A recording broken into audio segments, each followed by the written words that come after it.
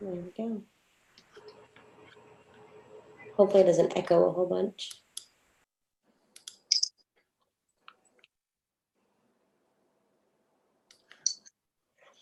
Dave, if you go ahead and minimize this, this will work, as long as there's no sound. Gotcha. Dave, if you sign back out and sign back in, you should be able to get sound. I'm sure that Donna or somebody can chat with you about that. But essentially, you just have to click on join audio, either with internet or with your phone, depending on how you're calling in or what part of Zoom you're using. So anyways, welcome everybody tonight to the super easy six-figure class. I'm going to answer a few of the questions that I've got in the chat and mostly my Telegram. First and foremost, for those of you who are asking questions about the six-figure challenge, so what we're doing is it's basically just a signal service. There are some tools that Pat may or may not keep involved, primarily because people don't have enough knowledge to use them, and he's only one person. So trying to manage 250 people who don't understand the dashboard and don't understand the tools that go with it is quite a lot for any one person. I can tell you, just it's no 100 hours a week, so worth of questions and comments of people who don't know that those tools require quite a bit of internet usage, memory on your computer. You need to have its own dedicated MT4 platform in most cases if you're going to be running most of the pairs. So it's a powerful tool, and it's definitely worth it as a tool. And I hope that he keeps it involved for those who at least request it. But for right now, the six-figure challenge is just simply a mentorship group that has private trainings from Elvis and myself, as well as I think Pat, one of his is in there too. I don't know for sure. Or that was supposed to be the plan. I don't know what he's doing exactly. But either way, a couple classes, signals from Elvis, signals from myself, and signals from Pat. So the signals as a whole are doing really well. I think since we've been tracking, every week we've been in profit. The first 2 weeks were definitely rough, far too many signals and not enough comprehension of what we were doing. Since then, we've got it underway pretty well, and my signals are video signals only, trying to keep it easier to understand and try to keep it to where we know exactly what we're doing. So depending on how you're using your stop loss, your risk management, the concept with compounding your account is we're taking no more than 4 trades based off of a 55 pip take profit using the compound sheet specifically that I sent out. There are billions of variations. I'm saying to use specifically that one. Let me manage everybody, mute all. Continue. There we go. Everyone should be muted.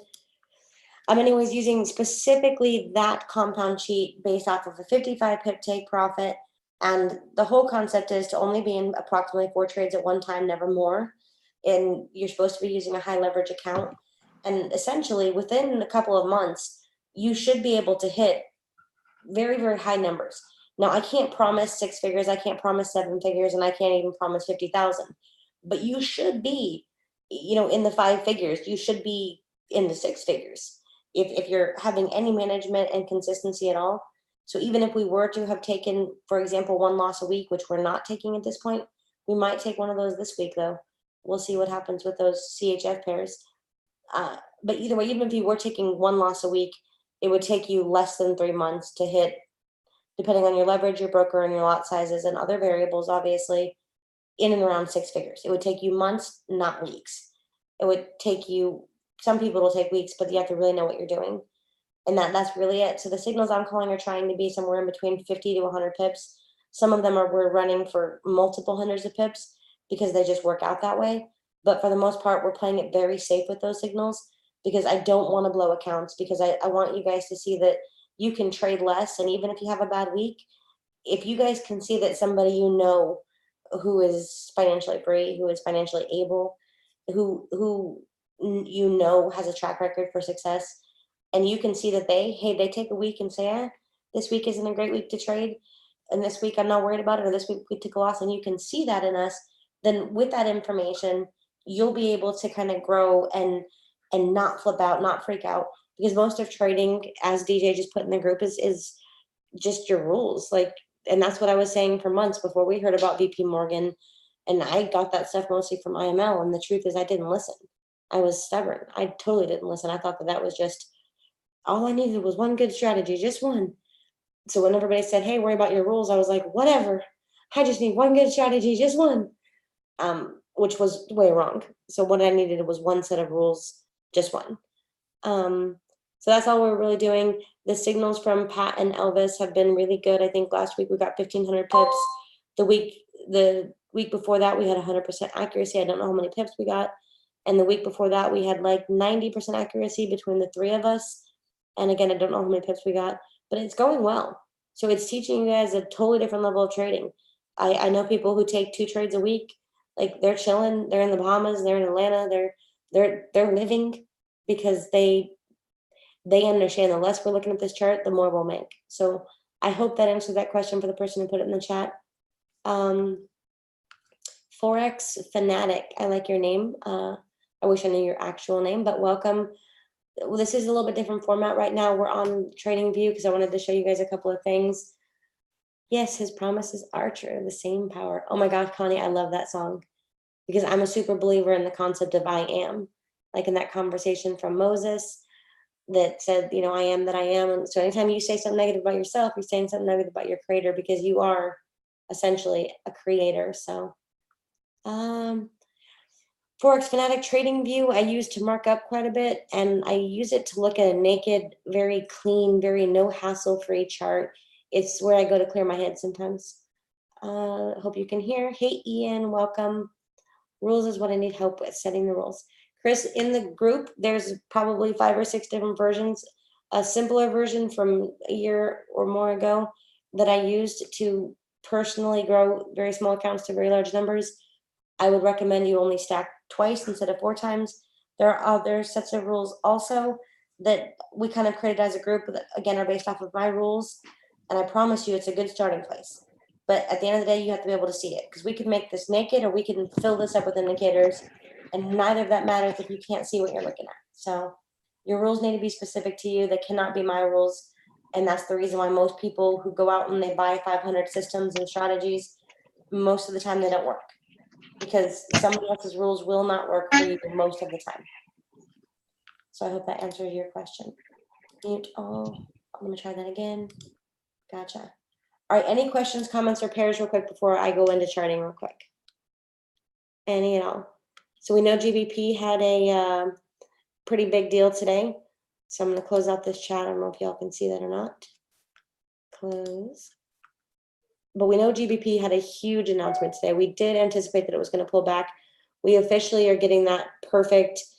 People are going to call this 100 different patterns. I don't want to be wrong. But you'll notice how this high is lower than this one, and this is vectoring. That's exactly what we wanted to see happen. Was we wanted to see these wicks to the upside. We wanted to see a momentum push. However, we are seeing kind of tweezer tops on the bottom right here. If any of you guys can see that. Oh, now I'm going to have to actually do something, huh? Here it is.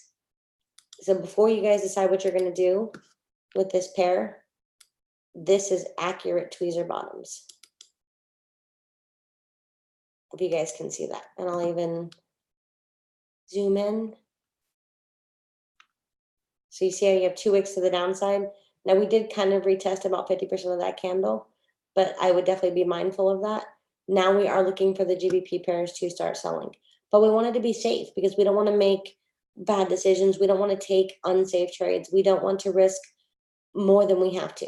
Forex is risky enough without making poor choices. So similar to over here, this is actually a market maker's template. It's one I created long before I started with Pat's group. I didn't use it very much. I like my slightly slower EMAs because of the way I trade. I'd rather be safer than sorrier. And I'd rather be late to the party and be accurate than early and the cops bust it down kind of mentality. That would be like taking a trade and it wasn't ready and it turns around. So never a fun position to be in, but we shall see. So what I wanted to show you guys tonight, are there any questions, comments, or pairs? You guys can unmute yourself. This isn't like Pat's call where you have to raise your hand. I mean, you could if you wanted to. You can put in the chat or you can talk because I hear myself talk all the time. Hey, it's Keisha. How you doing? Hey, Keisha, how are you? I'm good. Could you look at the USD Swiss? I have that in a buy right now. What do you? You're in profit. Yeah. Okay, so let's take a look. So how far up are you buying to? I don't have a take profit on it yet because I'm not sure where it's gonna go, but I want to say that it's gonna hit at where September is at, September's resistance. You think it's gonna hit September's resistance? I'm still biased on this selling. I'm sorry? I'm still biased on this selling, but we do have a really, really powerful buy set up at this point. Hold on, let me go to price line. Yeah. Let me see if I can't change the color of this. I'm not usually on this chart layout, so nor do I do that often. So if I can remember how to do it. Let's make this black. There you go. Okay. So I'm still biased on this selling, okay? Personally. So you caught a really nice pullback, and you definitely could be right. I could be wrong. Just so we're on the same page. Like, and I will always be as transparent as possible, but this is what I see. So if I were to mark this up, and this isn't my favorite markup chart, but we're gonna stay true to kind of where we're at. And this is just approximate. This isn't perfection. Okay. So we have at least a couple of touches, right? Right. And this is a zone. Remember, this is an exact point, especially when you're charting with a line chart. This is a zone. We've got a couple of touches. We even have another slight pullback here. We officially broke that trend. So Right. now for it to kind of come up and retest anywhere in this area before it continues to drop, that's what I see. So I'm super confident of this dropping. And this isn't a fast moving pair, so I'm not terribly worried about a pullback. Because now, again, if we zoom out further, what is this pair doing? It was on a downtrend and now it's going on an uptrend. Okay, so it was going down, but just looking at the chart, so from May till now, is price lower or higher than it was in May, in April? In May and April, Mhm. it was higher. So it's lower than it was in May, and price is currently lower than it was in May or April, right? Okay, yeah. So like this has been going down. This is the correction. This should be the continuation when we're looking at a bigger time frame. Now, again, that's just what I see. So if I go to the day chart, okay, this is consolidating. So we're currently on the day chart, which is much higher than most of us trade, including myself. But again, so we can draw this out. We broke a pretty significant trend line. Yeah. So this is significant. This trend line hasn't been broken since August. So that's multiple months worth of a trend line that we broke. And this could simply, there's two ways to look at this. No one's right, no one's wrong. We just do the best we can with what we know. So if we measure this move, this is about 38% of that. Would you agree? Right. A little bit of this because I like this tool better. Oopsie. So this is 293 pips. So 150 would be, so that's 50% of it is how much it's moved, give or take. So it was definitely not 38, it's closer to 50%. So this officially moved 50% of the current move up. So now, I mean, that's how I'm looking at this pair specifically. Okay. Is if I go now down back to the 4-hour, which is where we were, we broke the trend line. So anything it does after, I'm still looking for the continuation. And when I trade like this, I find it super simple. Now, people like you may have made, especially if this was a faster mover pair, you'd make a ton of money on this move. Very possible.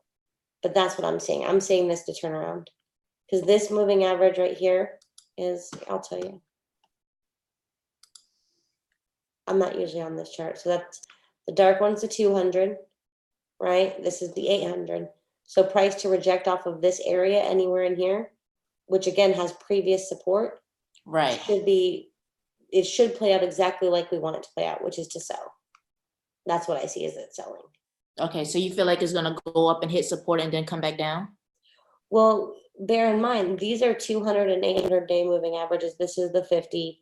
This is a chart setup. It's not my favorite one, but my other ones are kind of, they have a lot of patterns drawn on them right now. So I'm going to use this one.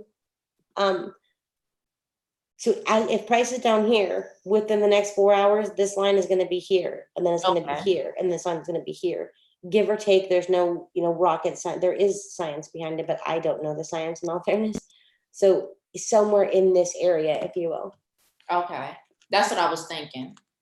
So the 50 is already right here. So even if it came up and retested this 50, you're looking at anywhere in this zone. And Right. if price does break through and then retest, yeah, we're looking for a continuation, which is not where I'm thinking it's going to go. But again, Canada had an election this week. Brexit had some stuff this week. And there's a lot of political uncertainty going on in multiple countries. So it could do anything. But my bias is still a sell because this is an impulsive move. This is a big move. So when you take the candles out of it, you see this one black line? Right. Price typically doesn't move this much power. It Okay. took a long time of just horsing around, before it finally moved with power. So now we're looking for the continuation. Okay. But that's what I see. So I could definitely be wrong. If it breaks this zone, retest, it can go up. Fair enough. Okay, thank you. You're welcome. Hey, Jenny. Hey, Christopher, how are you? Good. I'm to see if you see the same thing I see on was it Chef and JPY? Excuse me. Those pairs are selling. On the 4 hour. Let's take a look. So you want to see candles? Well, I'm looking at it and it seems like it broke the trend line, and it's also under the 8 moving average, and it looks like it's about to go under the 50. I like these pairs for the sell. But Right. Chef needs a reprieve, and since I'm already in another shift pair, I have to stay away from this one. So if we're just charting this up, so we're ignoring the name, we're ignoring the numbers, we're ignoring everything, we're just charting for the sake of charting, same concept. So if we don't turn it to the line chart, okay, we're just going off of a couple of wicks. It's not going to be near as, whoopsie, sorry. It's not going to be near as simple or as pretty, but similar concept. We are officially breaking below that trend. So even if we only get a 50% retest, you're still looking anywhere in this zone. Right. So that's what, 175 pips. It's about almost 100.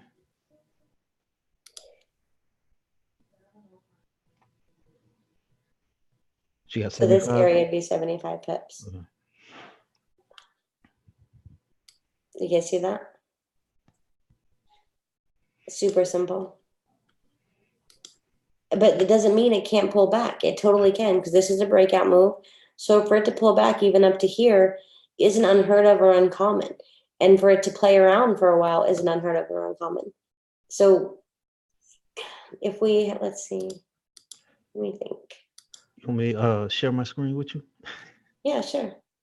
Okay. Let me see. Uh-oh. What did I just do? Something.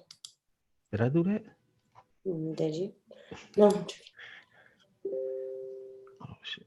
Let's see. I don't think I did that. Okay, I stopped sharing. Brian, my favorite are the 8 and 18 and the 50. Okay, let me. Those ones were 5 and 13, 50, 200 and 800.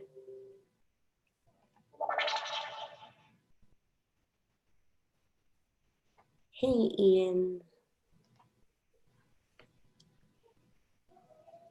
Are you trying to share your screen? Do you know how? Yeah, I know how. I don't know what happened right there. Oh, okay.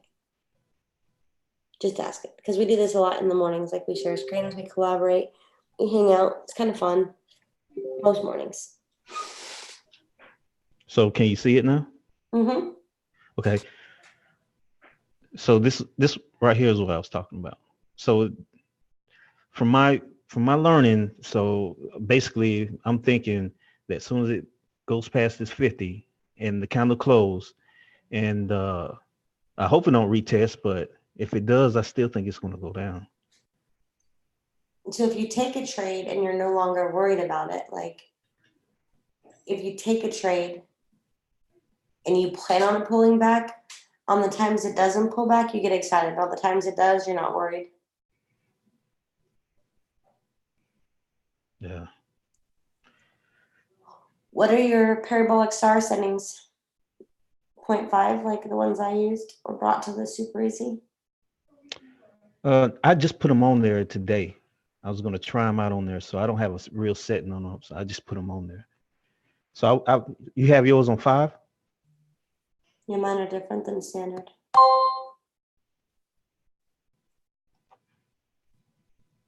So that's your 8 moving average. Those are EMAs, right? Just like what I would teach in class. That's your 50 EMA, your MACD, your currency strength indicator, which you got the good one. Good job. Mm-hmm. And then of course your ADX. So momentum is up, the power is up. I like that Right. trade. Yeah, that's what I was thinking too. Is that a big arrow or a little arrow? What arrow is that? That's just a little. I like the little arrow too. That's This a good chart setup. I got this chart from you. I know. I know. I just It's a added good the. setup though. That's got enough rules. It's got a lot of really good rules. If you follow this, you'll be unusually successful. Right. Okay, I guess I'll give you back the driver's seat. Oh, you can now. You can. Okay. Oh, okay. Let's see. Exit full screen. Screen share. How do you use? Sorry, I'm double checking the chat. Oh, let's see. Okay. I have to pull back up my trading view to be the whole screen. Got it.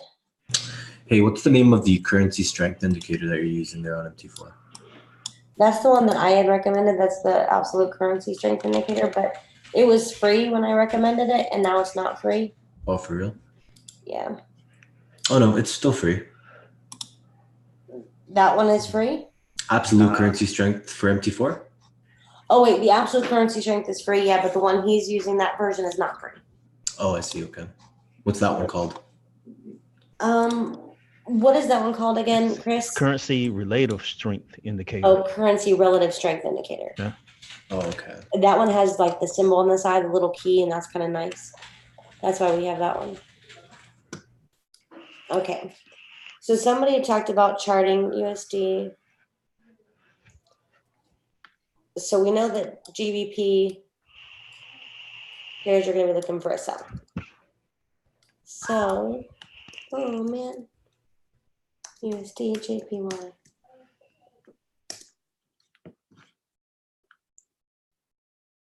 But the problem is so like nobody thinks there's correlations, and I don't really buy into the whole correlation thing too much either.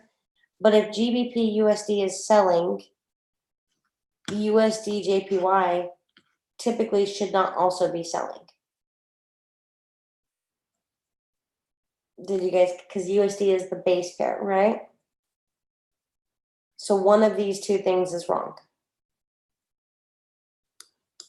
So what I wanted to look at was everyone's looking to sell USD JPY, which is not a pair that I typically trade because obviously our charts are lining up. We're below the 50. Even myself, we've got a nice, wedge kind of forming. We have our currency crossover of the 8 and 18. And if we were on the other charts, this would all line up. The problem with that theory is if this is selling, this should not also be selling. Typically, they don't move the same direction. Not always, nor is correlation a guaranteed thing, but it's just something that I was looking at today. I was like, huh. So one of these is wrong.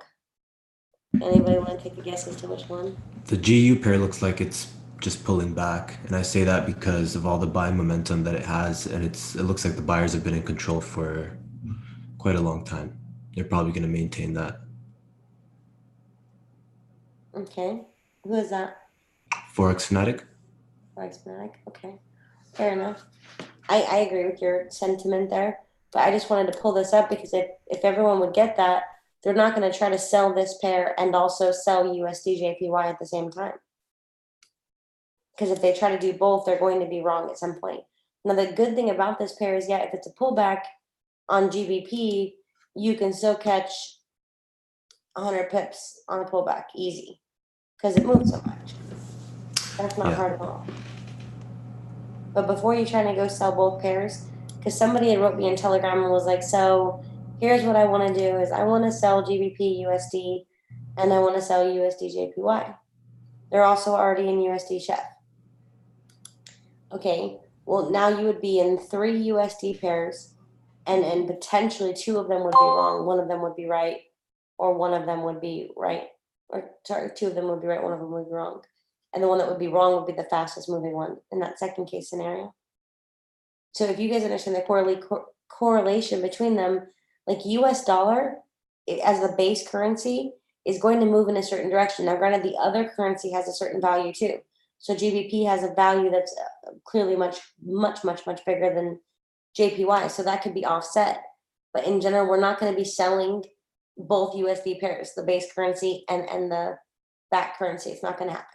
So that's just something I wanted to point out, because I don't think anybody really knows that at all, like even a little bit. Hey, Jenny. Hey, Everett, how are you? I'm good. How about yourself?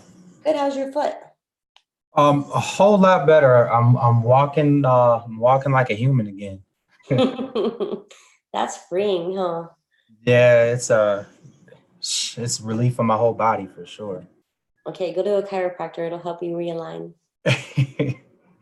No, thanks for asking. So I've been experimenting with something just to kind of be able to see, kind of standing on the mountain looking down on the forest instead of trying to see the forest through the trees. It's just an experiment, but I feel like I can see better.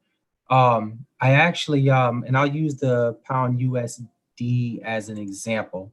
So kind of as far as trying to determine the trend, and to me, it looks more like a pullback because when I go to the 1 week, when I go to the weekly time frame, it kind of gives me a clear picture, at least what I believe is one. That's why I wanted to mention it. So it looks like it bounced it off of, it's bouncing off of a trend line. It also broke my 8 MA, and we had momentum going past my 50 as well. And it's also created a fractal. And then we've got one candle that's going against us, which just looks like it's taking a breather before it finishes going upward. Am I wrong, or is there any am I missing anything with that analysis? I agree with you. So look, you guys were on this chart with me. I haven't used this chart in a really long time. Other than this blue box on the bottom, which you just saw me draw, I haven't drawn any of this other stuff. So this was the average. I'm pretty sure this was the monthly or the yearly low or high. This was the yearly, monthly high or whatever back when I was using this system and setup. And TradingView will save it. So what you're seeing is right. You see 2 momentum candles. And this is the weekly chart, which is almost irrelevant for how we trade, but it's all relative, right? Just for direction purposes, right? For direction purposes, we're going up. So Right. Can I catch a boatload of pips coming down? Yeah, it's GBP. We could potentially get a ton of pips. So let's just use the yellow line that I did not draw today. I really wish I could find out when I drew that. You're looking at a possible 200 pips on a pullback. But if I'm going to bet my mortgage and my children's college and my life on a trade, because this is spread betting, this is technically betting, professional betting, if you will. You're doing an educated bet, but you're still betting. So I'm not going to bet on what's against the trend. I want to go with the trend to the best of my ability. But then again, all I need is 50 safe pips. So depends on how you trade. But I see the same thing as you see. Okay, You have a and it double doesn't bottom look on the like weekly. it also doesn't look like price is willing to go below that trend line either. I mean, you've got to trust me. You've got to go all the way back to 2016, but it just looks like price is unwilling to head that direction. Now it's the weekly time frame, but I just feel like when I look at the weekly and get a direction, and then I kind of just coast downward, onto the daily to see what we're looking at more accurately, and then I start looking for my setups on the 4 hour and the 1 hour, or 4 hour and then the entry on the 1 hour. I like that. But you've got a really good strategy that's based off of the ADR. So like just making really good rules. I'm pretty sure this yellow line, this trend line, I drew as the yearly low somewhere in between these months. So clearly before this happened, So essentially anywhere in the second half of 2018, and this line is still valid. I promise you Okay. it's still valid. This line is still valid. So even if we're only going to test 50% of that, which again, I don't use these lines per se, although EMAs are potential support and resistance zones because they move with price. It's kind of amazing how the numerology on that lines up. But my best bet would be in this price range. And if we go down to a smaller time frame, or like you're using your triple arrow system, you would simply wait for you to have what, 30-minute or 4-hour triple arrows in the right direction, or you'd wait to have 30-minute or 15 minutes, right? And yeah, and that's kind of what I was doing. I'm actually at pound New Zealand. That's kind of what I'm waiting for because it's looking like it's forming a wedge, and I'm just waiting for everything to line up to take it for a buy. Maybe if you got time, you could look at that and tell me I'm wrong. GBP. New Brent, are Zealand. you on here? Brent was super excited and attracted to this double bottom. So we talked about this a lot in the morning class, and the concept was last week was to use a pending order, but we wanted to be smart and not dumb. So we're working on it too. We're growing too. So we didn't discuss pending orders. I think he was tempted to, but then did not, which is a good thing because he would have got stopped out with all that huge mess of a noise it made this afternoon. But again, we have a perfect W formation. And more importantly than that W formation, which is something that no one ever talks about, and I think that frustrates me, is this low is not lower than this. So like, see this low is not lower than this. Right. That's the kind of double bottom. Not to say the other ones can't work sometimes, because they can. So technically, well, that doesn't count either. Let's find one that does. So we I can. mean, if you go to the daily time frame, it's even more kind of in your face. Oh no, this as is a far as- big difference. So this double bottom is good. Now we've officially broken that center point, which is exactly what we wanted. So we came and touched it, retested, and that's what, 500-700 pip move. Came back up. Now we're at 50% of that candle. So like on a smaller time frame, this would be the perfect wedge. But it depends on how you need to see the candles. If you need to see the pullback on the engulfing candle, come to the bigger time frame. If you need to see the physical flag or wedge because you see that better, then go down to the smaller time frame. As for me and my own, I like the bigger time frames. Can you take a look at that wedge on the daily? I Mhm. mean, it just looks like the perfect weight for a buy.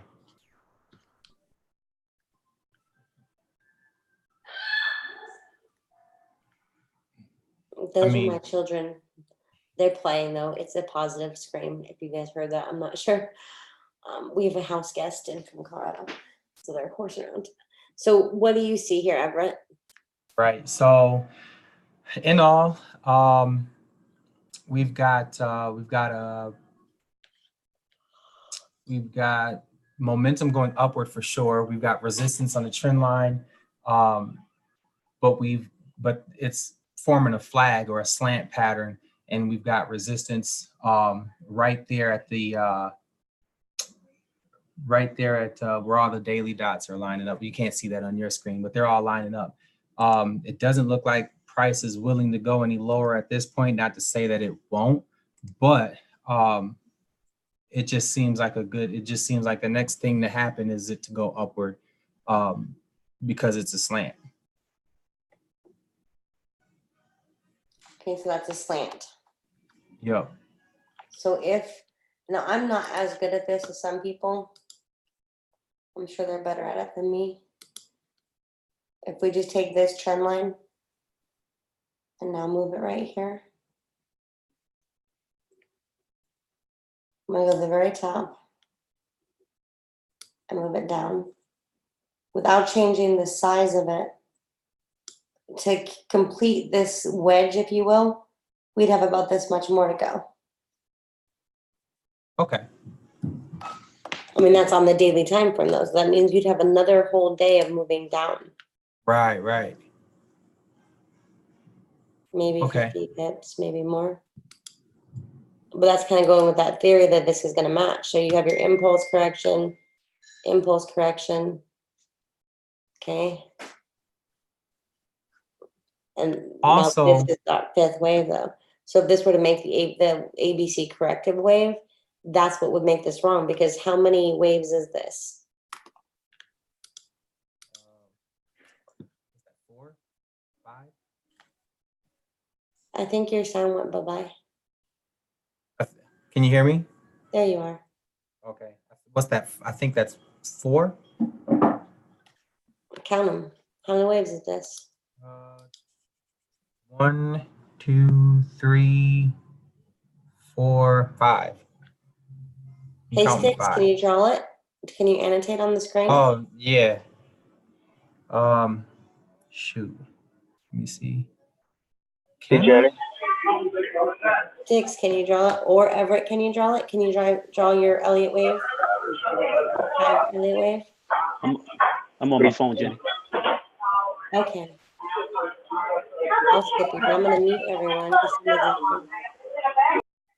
William, I would love to hear you talk, but you got a lot of background noise, so you can't talk. I'm sorry. Okay, then Everett, draw it for me. Draw your 5 waves. Who did that? I tried, Jenny. Oh yeah. Okay. So How do I erase? how do you erase it? I mean, if you wanted to erase it, but I see 5. Okay, we've got lots of people drawn. Who's blue? I was black. Sticks was black. Okay. You guys have very interesting ways of seeing the charts. Okay. So 1, 2, 3. I see this as the 5th wave. So whatever comes next could potentially, it depends on how you see the markets. Some people don't count it till they make a higher high, which would be here, which would make this person who drew the black correct. Some people count it from the very bottom of the peak move, because yeah, this is a lower low. This is technically a lower low than this. So this counts. I mean, if you study Elliott wave theory, either of those can work, but what we'd be expecting to see next is the ABC correction, which would mean either consolidation or a pullback. So DJ said he's selling. I sold this pair too. I made a decent profit on it. But so, yeah, I sold. It doesn't mean I think this is going to sell forever. Huh? I'm sorry, there was somebody talking. I'm sorry. I was just thinking out loud. I'm sorry. No, it's okay. Think with us. Come on. What were you thinking? I'm thinking that it's gonna. I'm always a market makers kind of guy. So if you actually look at the chart, your W is at the very bottom of that move, and it's in its 3rd level. So now you're looking for your correction to come back down. So he is right. He's gonna be a buy to go back up and retest that high, but I figure it's gonna fail and come back down. That's my thought process on it. I'm sorry. No, don't be sorry. Like, that's the best part, you guys, is to be able to come on here and to collaborate. And don't hold it against me when I see it differently, and I promise not to hold it against you. Like, so the level 3. That's exactly what I was thinking because of that. I was thinking it would rise up and hit that resistance. Unwilling to go past that. Yeah. So you're thinking it's going to go to right here. Yep. Okay. I have a analysis on this as well. Okay, come on. Do you mind if I share my screen? No, please do. I'm going to stop sharing in just a second. Okay. I'm going to do this little thing. Oh, there we go. Stop. And I'll put John too. You go. Who is this? Forex fanatic, or impossible in the You know, Telegram that group. kind of makes sense. Yeah. Okay, share screen 1. Can everybody see? Hold on a second. I can see it. What can you see? Can you see my trading view?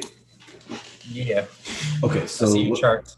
yeah, so what I'm thinking is basically if you look left from this point where we are right now with the price, like what I'm seeing is this guy right here. Let me draw it out. This zone, which has previously been rejected, and we can see now price on the right hand side is testing this area again. So personally, I would want to stay away from this trade right now because we don't know whether it's going to shoot to the upside or whether it's going to go to the downside. But if I zoom into price right now, I've drawn in these zones here, and basically these are support and resistance, you can say, based off most likely the daily. Yep. So you can see up there we have price tried to break above with these two candlesticks. You can see it tried to push up, but it wasn't able to. Closed over here, so I drew in the zone.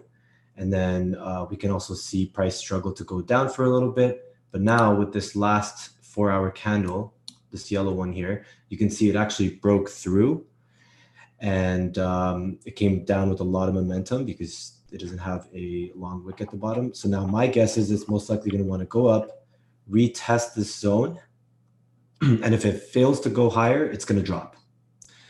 And that kind of lines up with GBP's fundamentals right now, because GBP obviously is not the strongest currency right now with everything going on in the news. So my guess would be that it's going to drop. But at the same time, I think we want to monitor this 4-hour candle, see how it reacts, if it's going to push up and close back in the range. Because if it goes up and closes back in this range, this is a no trade.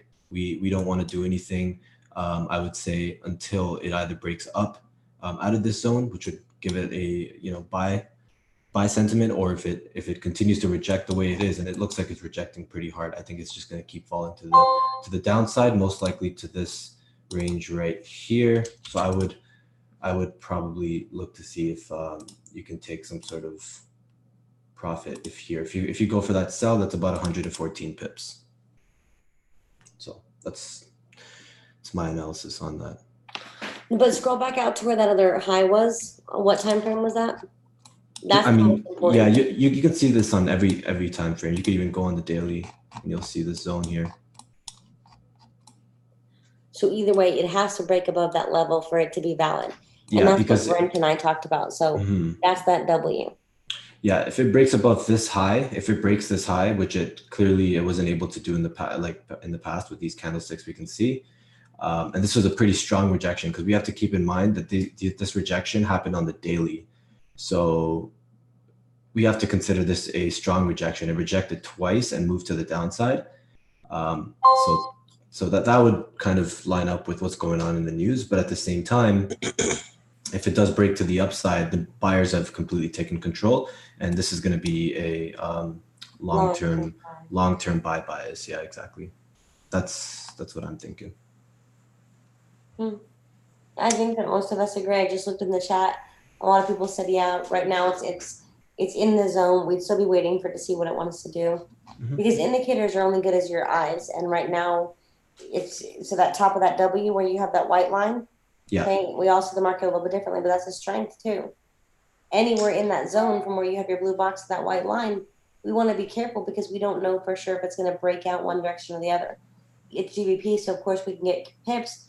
But why do we want to risk our life on an uncertainty when we could go for a lot more certainty? Exactly. Yeah. I would wait for this to retest, and if it fails to go past this zone, then it's a good sell. It's a great sell opportunity for the downside for at least 100 pips, I would say, because this is obviously a very strong support. As we can see in the past, it's been a very strong support. So this would be probably where price will stall a little bit. Again, considering what's going on with GBP, it may break through and keep falling. But for now, we'll just say it's most likely going to head here. And if not, if it closes back in the range, then don't even bother trading this pair, because it's just going to consolidate for a little bit longer. Is that your bias on most of the GBP pairs? Right now, yeah, GBP is going down on everything. Like if we just, even here, sellers are still in control here. They haven't taken up the new high. Yeah, I mean, this is still seller's territory here. In order for buyers to completely take control, they'd have to take over this area. Once they take over this area here, then it's the buyer's territory. But as long as they're down below this zone here, it's just more sells, in my opinion. My bias for GU is to sell. Yeah, which makes sense and lines up. Do you want me to pass over the screen back to you? Thank you for that. That sounded good. Yeah, I hope that helped. Let me just. Yeah, that was really high level. That was very helpful. Thank you. Stop Hey, share. Jenny. Yes, sir. You know, compared to the things I've just seen from Everett and the other couple people, maybe my analysis is a little bit more simple, but I just look at the 4 hour and I just see everything saying to sell. I mean, should I change that and start actually looking at the weekly and the daily and No. to determine that? Because No, I mean, okay, wait a minute. I work with you, so no, don't get confused. Like, so in the other groups, we're trying to grow on a different level. Okay, so on this group, we're trying to keep it like super elementary. We're trying to make it to where we don't confuse people. So I know what your screen charts are mostly set up like, right? Right, DJ? yes, you do. Okay. So like I know the rules you're following. I'm familiar. And if you are winning with that, I don't care what anybody tells you, even me. Like your job is to have your rules and then to follow them to pay your bills. That's inclusive of me. And I know your rules and I know that if you follow them, you'll have 80-ish% or better. As you get better, it'll get to 90. And you'll be able to do the things you want to do if you do that. But if you get sidetracked every time there's another, screenshot of woohoo, I made it the $100,000 today, you're never going to get there because you're not staying the course. So I like this kind of stuff just for the sake of which this isn't my setup. I don't trade this way. But for the sake of learning, for the sake of conversation, for the sake of advancing in our knowledge and our understanding and seeing the market. So a big question, I got a lot of questions in my inbox today about all the GBP pairs because I told everyone this morning I was not going to touch them because I was not going to touch them. And if you know me well enough to know that I trade pretty safely. Now, there's things I see, but I don't have to take this trade. I mean, is there possibilities of what we think might happen? Sure. May we be right? May we be wrong? Yeah. And I got some GBP pips today, but as a signal service, and I was like, in general, I don't need to be in GBP or to care about what's happening on all these other charts. You know that I'm going to follow my rules and I'm going to look for that trend line. Very, very simple. If it breaks the trend line or breaks out of the zone, cool, that's what I'm doing. So let's go to one of the pairs that are not USD Chef. Same concept. Very, very same concept. We're seeing what happens in this area. I don't like the wicks to the downside, not very pleasing to my eyes at all, but we'll see. If it breaks the zone, I'm going to obey what the market's telling me and I'm going to buy to the trend line. If it doesn't, I'm going to ride the sell down, period. This is all super simple, but for right now, we're below the trend line. We're below the 50. This is the 4-hour chart. I'm happy. I'm staying put with my analysis. And there is nothing other than a burning bush that will change my mind. So don't let anything change your mind, DJ. Stick with it for 4 weeks. Okay. Once you've done that, we can talk about it. But for 4 weeks, which I know you're not at that new way of doing the 4-hour way of doing it for 4 weeks. Yeah, I'm not. But I have been finding a lot more success on the 4 hour, I have to admit. It's just, and I'm just it's just the patience thing is really, since I don't have a lot of time to actually look at my charts, it's a little bit easier exercising patience. So I'm liking it so far. Okay, so I know you had 1 week you were up so many pips. What week are you on according to the compounding one for weekly compounding on the 4-hour charts? I'm in a little bit of drawdown right now, Jenny. Okay, drawdown's fine, but what week are you on in terms of your lot sizes? I'm actually I fell back to week 2. Okay, that's not bad. Week 2 is okay. Didn't you just start this 2 weeks ago? So technically you jumped ahead. You were a week ahead. So now you're on schedule. Right. But I was hoping I could keep jumping 2 weeks ahead, get to that 6 figures a few weeks in advance. Okay, but you missed what I said, DJ. I said, so technically you're on schedule. Yeah, I know. I'm just me being, I'm just being greedy, I guess. But yeah, you're right. We can't do that to ourselves. If you have your rules, your job is to stick with them for a month, win, lose, or draw. It does not matter. Stick with your rules for a month because you're never going to know what rules work until you do that. And it's not because I'm some super expert or educator or anything along those lines. It's pretty simple. I'm going to stick with my rules because I know my rules pay my bills. My rules buy me real estate. My rules pay for my children. My rules pay for a lot in my life. They gave me freedom from anything and anyone in this entire world. So even like the Amazon brands and the other businesses I've tried, yeah, my rules took care of that. So I'm gonna stick with my rules. And sometimes I'll be wrong. But you have to be that dedicated to your rules. Will do. Thank you, Jenny. You're welcome. You can do this. So. Hey, Jenny, I got a question. This is William. Hey, William, how's it going? Good, good. Hey, could you re-go over the analysis on USD Swiss franc? Yes, sir. Can you mute your line though? Yes. Okay, awesome. I don't know whose name is like smiley face and peaches and cherries, but overachieving yourself, stay in line. Okay, I don't know what you mean by that, but okay. So right now we're on USD chef. So pretty simple. If I were to make everything on this chart naked, which I'm just not going to do right now, we had our crossover over 1819. Granted, this is a different setup, but similar concept. We broke below the 50 with volume, okay?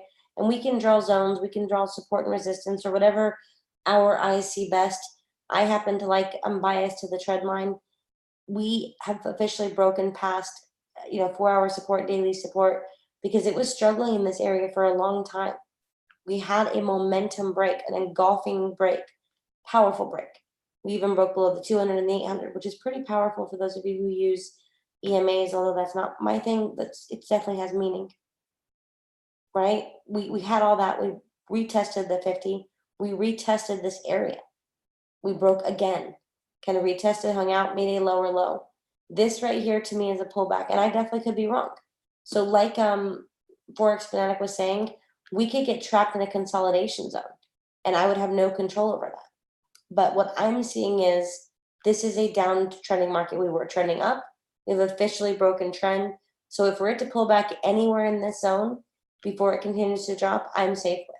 Because I'll take my accuracy and low stress over worrying and wondering what this pair is going to do. It's a slow mover. So this whole move is what, maybe 100 pips? Let's measure it. This isn't a fast mover that's going to blow accounts.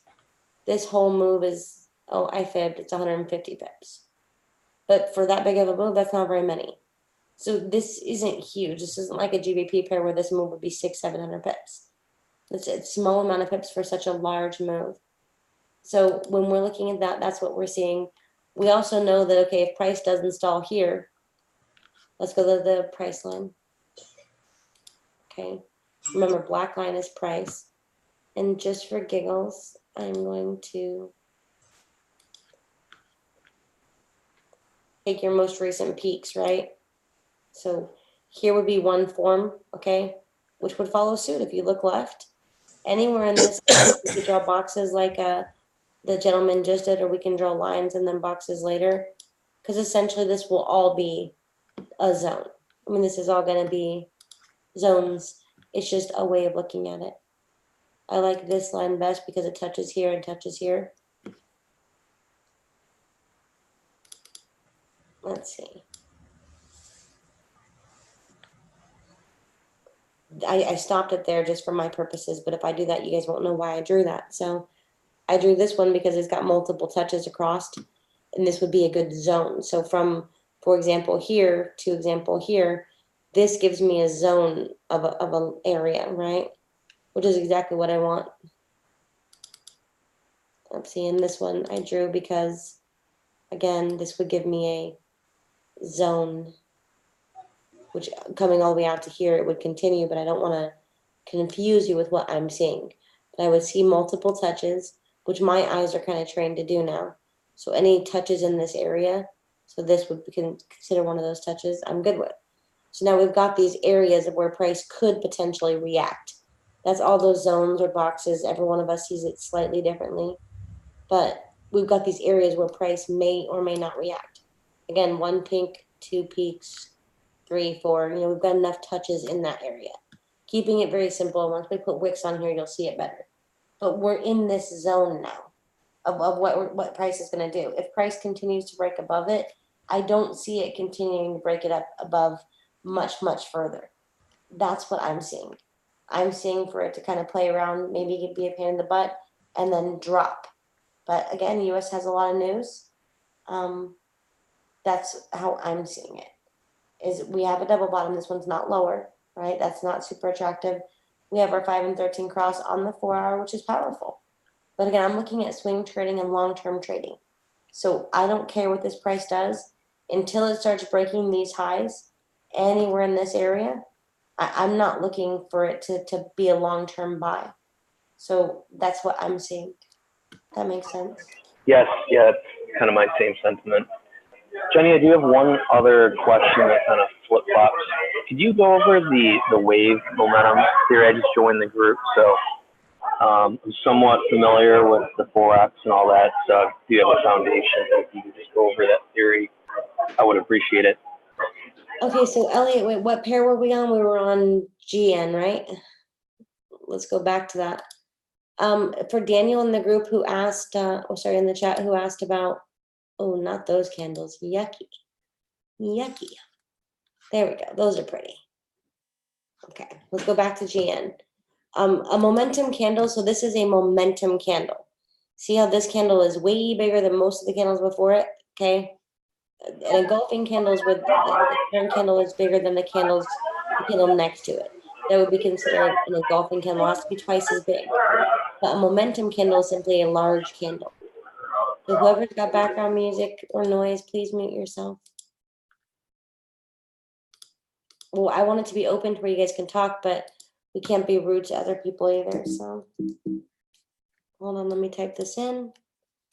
GBP NZD. So for the guy who asked about Elliott wave theory, like anything else, there's a lot of theories in trading. Everyone thinks they know it, and some people buy Maseratis and they're super happy. Keep in mind, most of you guys don't even need a few $1,000s a month to live pretty happily. Part-time, like no one to answer to, and your life is pretty good. So bear that in mind. Elliott wave theory, first off, our big arrows are based off of Elliott wave theory. The level 3 that people keep referring to on the moneymaker is also based off of Elliott wave theory. I have another indicator that is Elliott wave theory, and essentially it's measuring certain waves. So price moves in waves. It would be 1, 2, 3, 4, 5. Once you hit a 5-wave series, you're looking for an ABC corrective pattern. So there's a lot of numerology behind it that says wave 2 is going to be bigger than wave 1, or it's invalid, or wave 3 must be 50% of wave 4, or it doesn't count. Like there's all kinds of, like, for example, stuff like that. Not those specifically, but those are just examples. There's a lot of random rules, but essentially it's push up, pull back, push up, pull back, push up. That equals 5 waves. Now, all the specifics behind it are kind of like the specifics on a harmonic, which are kind of like, not quite sure, right? But the concept is once you hit 5 waves, you should see an ABC corrective pattern, which also has certain numerology behind it that says it'll go to no more than the 61.8. It can go to this point, but not this point. So there's all kinds of science behind it. Most of it is, I don't think, is massively accurate personally, but it is what it is. So you're looking for a 5 push-up. So a push, pull back, push, pull back, push, pull back. So no pullback. From there on, that's when your ABC corrective pattern would start. And you can look it up. I'm sure there's like 7-minute videos. You don't need to be an expert in it. Just like with harmonics, double bottoms, double tops, you don't need to be an expert in them. There's no major benefit to overburdening your brain. Sometimes it is overburdening your brain. Because then when you play a good trade, you're going to say, oh no, I'm at a whole number. So the quarter theory says, no, I must be wrong. The more you educate yourself, sometimes it's not always the best. The more I think you work at it, the more practice and consistent you get with your rules, the more you're going to learn. If that makes any sense. Yes, yeah, thanks, Jenny. You're welcome. Hey, Jenny, I had some questions for you. So this morning during Pat's class, he was looking at 2 specific pairs. One was the New Zealand dollar, US dollar pair, and the other one was UJ. So they're both, well, he was saying that they would both technically, like, they look like sells right now. I'm new with the triple error system. You can probably tell that I'm a price action trader. I've been trading price action for quite a long time. And so I wanted to try the system just because I felt like it would be a little bit easier to identify trades. So I'd love to get your analysis on it because I have mine, but I'd like to see maybe if I'm missing something maybe, or what you see. Okay, so first off, what you have to know about price action, just watching you draw up your chart. And again, I don't really trade UJ. I don't know why I don't hate it. I just don't trade it. Mm-hmm. Just by what you drew, you're a price action trader, meaning you trade breakouts. If I'm kind of just a 5-minute screenshot of how you think, is that close to accurate? Breakouts are one of the setups that I like to trade. Yeah. Okay, so but I can see you being a breakout trader. Breakouts is a Mhm. phenomenal way to trade because then you simply have two zones, and hey, you break above it, you're confident you're going to take it. Hey, we break below it, you're confident you're going to take it. You suck it up, buttercup, for the pullback, and that's the beginning and the end. Not a bad way to trade, and especially if you're good at it. If you get good at breakouts, every strategy should be based around breakouts. Because we should break out past an EMA, or we should break out past a zone, we should break out past a low, we should break out past a high. It's all breakouts. But what you're doing is probably the polar opposite of what the triple arrows does. You know that now, right? Yeah, so I'm noticing that a lot. So you're seeing this as a buy. I am seeing UJ actually as well, yeah, I mean, when I look at it, I see it as a buy, or I see it as no trade at the moment. But according to the triple arrow system, I should be looking to sell. And I am in a sell right now because I'm testing out the system. Okay, fair enough. I mean, so I can already see that you know how to chart, maybe even as good as me, like in terms of naked charts, like, and maybe more, which is phenomenal. But those indicators that you're now using are always going to be better by creating a set of rules. So for example, if you have triple arrows, you would want to combine that with for maybe the money tree string, maybe some EMAs, preferably the 50. I'm fond of the 50 personally. You can choose 1 or 2 oscillators or more, and I can show you that setup actually. Let me stop share. Yeah, that'd be great. Let me minimize this. Because I noticed that like sometimes my analysis will go against what the triple arrows are telling me. But then when I look at it, from the triple arrow perspective, it makes sense. So. Okay, but here, can I ask you, like, have you paid your bills with your analysis? Yes and no. I'm a consistent trader. I'm not a profitable trader. And that's kind of a discussion that I had in the Telegram group with everybody the other day, is that I haven't made more money than I've lost, but I'm consistently profitable. I'm consistently profiting now. Okay, do I just not understand that, or is that me? Basically, like the amount of money that I've invested into trying to figure this out has not paid off yet. So I'm still working on becoming profitable, like making more money than I have lost in total. But with my price action setup and my trades, I'm getting like 10, 20 pips a day. Okay, 10, 20 pips a day. You could make 6 figures in weeks if you were deadly accurate. Did you know that? Maybe, but not with the account size that I started off with. See, when I started off, I promise you can. Interesting. Because like you have to factor into the fact that like there's going to be some losing trades, right? And obviously with risk managed, that those can be, you can have, you can shorten out how much money you're losing. But I don't know if I can get to 6 figures in weeks. I don't know about that. What's your starting balance? So when I first started, I started with 250 USD, which wasn't a whole lot. And at this very moment, I'm sitting at $1,000. So it's still relatively small. And I'm too afraid to put in more, because you shouldn't put in more. Yeah. I should just grow this, right? That's what I want to do. I just want to grow. I don't know you from Adam. So I don't know, like, if you have kids or a wife, or like if you have responsibilities, or a mother, like if your bills are paid or if you have debt. I don't know you from Adam. What I would tell somebody like in the 6-figure group is if you are financially well off, you can afford to blow $100 a couple times a month. The odds are you do it on your Yeah. lunch, you do it on your Starbucks, you do it on your eating out. The odds are you're spending $100 a month on something. Mhm. Okay. So like that's my perspective, but I was a businesswoman before I did this business, before I did trading. Cool. So my risk tolerance is different. My comprehension is different. Having said that, I promise you, like you should not.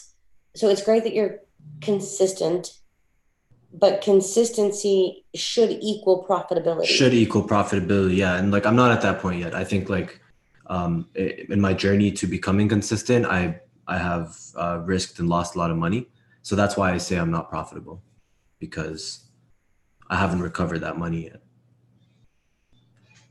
So you're just not in the black yet. Yeah. Okay, fair enough. Well, I would talk to you, like, I don't want to take up too much of everyone's Yeah, time. we can take this Like, offline for sure. But Yeah, I would talk to you and say, okay, so if you're consistent, let's go over your accuracy, because I promise you this is just numbers. And if you can tell me, hey, Jen, I'm 79% accurate, you know, what can we do with that? I can say, okay, cool. What's your strategy? What's your take profit? How's your stop loss working? Or if you're not using one, how are you doing this? Okay. So even if you lose, for example, you know, if you're 79%, that would mean you lost how many? 21 trades, right, out of 100. Okay, so if you lost 21 trades of 100 and you're finding, for example, 15 trades in a week, there's no reason you did not hit well over six figures like by December. It's math. That's not Jenny's opinion. That's math. Mhm. Then I'm not wrong on that, because that's numbers. Depending on lot sizes and that kind of What's stuff. your as well. leverage? Yeah, well, Yeah. that's compounding. So the people who are Mhm. consistent, like you're saying, if what you're saying is accurate, then your issue is lack of trade management. Yes, that's exactly what it is. Yeah, my risk management is terrible. Like I have won more trades than I've lost, but the trades that I've lost have been poorly managed, and that's caused me to go into a negative. And I think that ends up being a lot of traders' problems, is like they don't manage their risk properly, causing them to go into negative, even though their win rate is high. And I was hoping that, you know, I could get a little bit of assistance with my risk management. Yeah, definitely. Mhm. Okay, so odds are that's your problem. Your problem is odds are it's your rules. And I call that rules because I like to put it on one umbrella for conversation purposes, but It's like a system, right? it's your system. So like VP Morgan says it way better than I can. Granted, he's a guru. I'm just me. Like he says he's got an algorithm, which I have an algorithm. I have okay, here is my way of trading. Here's what I will do for good, for bad, ugly, for Mondays and Tuesdays and Fridays and 6 days. Like this is what I'm going to do. And with that, I was able to take really not nothing to really, really something, because I did the same thing. I did it on losing weeks and I did it on winning weeks, which everybody, you're right, on a losing week, they dump everything they were working on. And then now next week they start over. They might have a good week. They say, oh my gosh, this is for me. I figured it out. But of course, that second or third week of that new week of the thing they're trying is now no longer profitable. So they won, they lost, they won, they lost. But the problem is like the numbers don't add up. This isn't a human problem, not a numbers problem. Yep. It's a human problem. Exactly. And then they end up changing their system. And when you change your system, now you've restarted your whole game of probability there. Everything. And you've messed up your stats and everything. Yeah. You have So 0%. exactly. You said that very well. I So have you a take question. away all your probability. 100% gone. So I 1000% agree with you. Yeah, I think I'm just starting to understand that now. Like I have been understanding it, and so like now everything's been focused around managing my risk. I'm not too worried about how much I'm outputting. It's more about how I'm managing it. Just make sure I cut my losses. So anytime I'm losing a trade, I accept that I've lost it, and I immediately exit out of that trade. So this loss is small, and when I'm winning a trade, I let it run, and maximize it and take profit when it's needed, right? Because I was talking to a gentleman in the Telegram group earlier, and he's telling me, he's like, you know, I woke up to hundreds of dollars in profits, and then, you know, by the end of the day, it's like negative 100 drawdown. And so I think that comes with that psychology barrier where people just need to accept, hey, like I've profited this much, like I'm content. Let me take profit and move on to the next one. Yeah, I'm 50-50 on that take profit topic. I see what you're saying though, because there is some benefit to safely closing and then like you're good and done. but there's clearly benefit in letting the winners run. Right. So I'm mentally and emotionally like I'm still growing. So I ended UJ for a sell about 20 minutes ago. He entered. He entered UJ for a sell about 20 minutes ago. And this is DJ speaking. He's an awesome guy. Cool. I'm in a UJ sell right now as well, and it's based on the triple arrows, and same with NZD USD. I'm on sells for both of them. But now that's where your conflict comes in. So do you use a currency strength indicator at all? No. Okay. So JPY is strong and USD is getting stronger. No bueno. Let's go down to the 1 hour chart. No bueno. Let's see.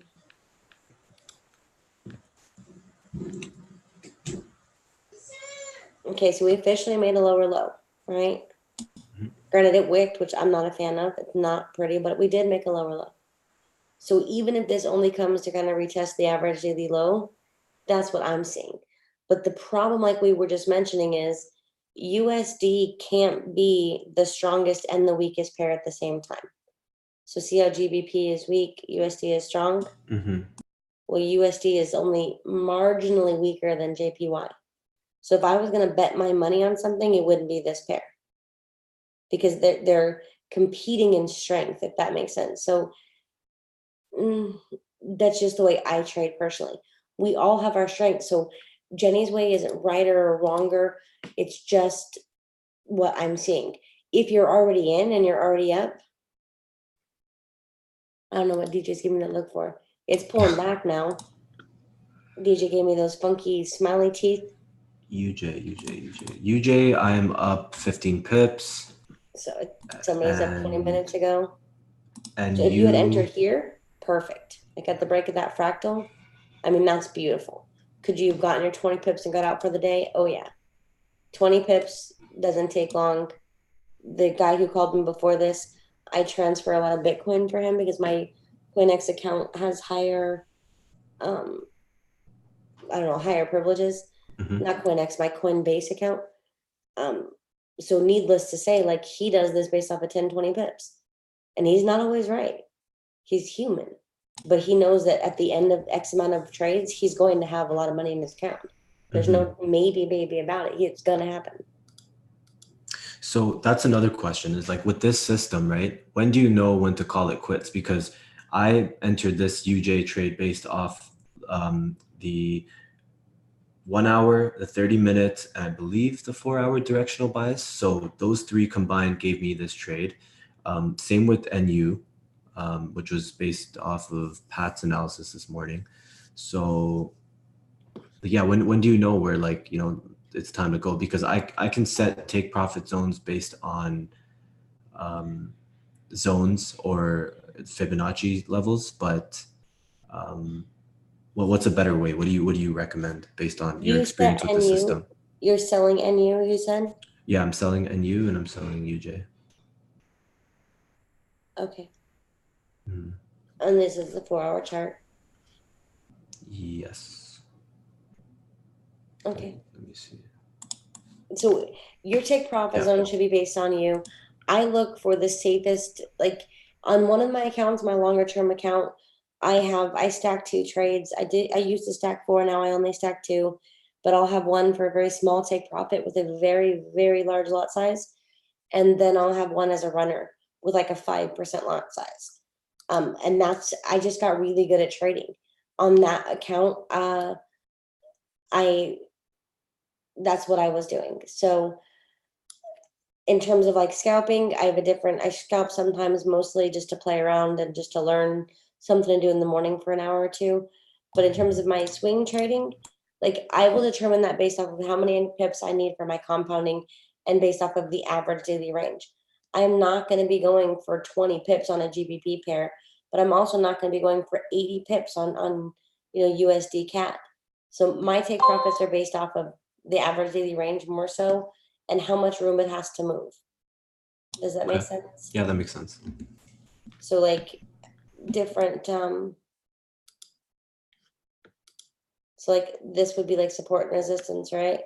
So if I have plenty of room and we break below this, and then this I didn't draw, this is just an indicator. But if I break below this and I kind of retest it, I know I've got some room. So I'm not going to go for only 20 pips on this move. It's all relative. So on the zones you draw, if I were you, I would ignore most Fibonacci, because we realize that 30% of this move may or may not be accurate, but technically it's just as accurate as 30% of this move, you know? So it's all relative.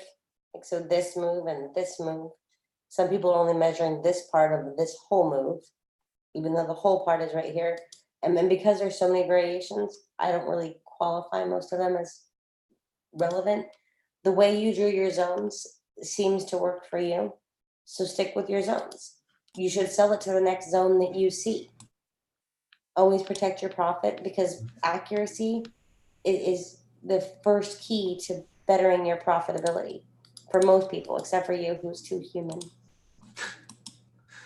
Sorry, I'm just playing with you. No, I know. See, the other thing is with UJ, somebody mentioned that they're exiting because they saw a big arrow on the, I see that big arrow on the 1 hour. What I'm also seeing on the 1 hour is a double bottom.